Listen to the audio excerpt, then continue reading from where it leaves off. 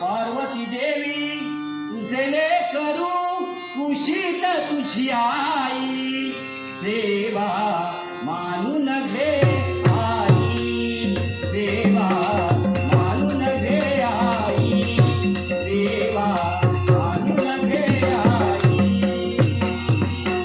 माय भवानी तुझे करू पार्वती देवी तुझे करू कुशीत तुझी आई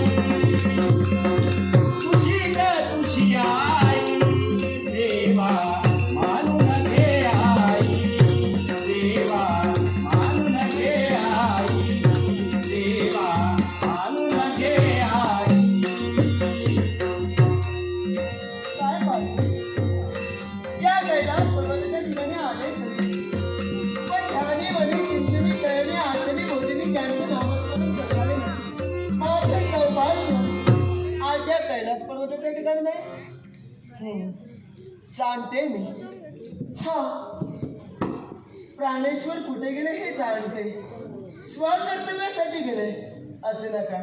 तरी सुद्धा माझं कर्तव्य कोणतं असेल तर या माझ्या साऱ्या भक्तांना आशीर्वाद देण्याचं पाहणं अगदी प्रसन्न वाटावं आणि का म्हणून होणे या माझ्या साऱ्या भक्तांचा हा शिवनाम जयघोष व्हावा.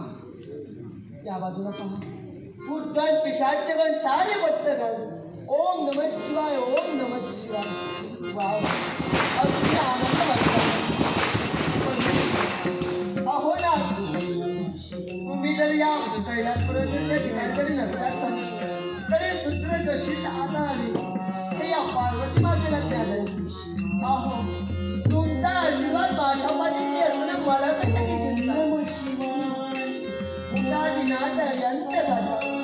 तो स्वामी माझ्या ध्वजे सांभाळता पंचानना विश्व निवांत करी तुझं वीर शंभू मज गोड तारी मज गोड तारी मज गोड तारी.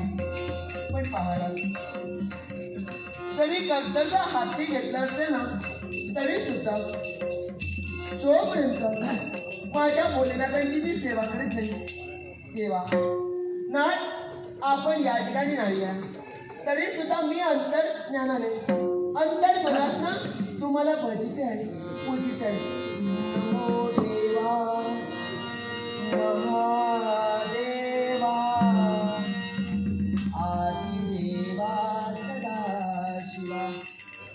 देवा तुझा नामघोष जयघोष चाललाय खरा पण पाहणं हे माझ्या साऱ्या भक्तांनो एक मार्गदर्शन देते तुम्हाला. कधी कुणाच्या जीवनात अधर्म मांडू नका.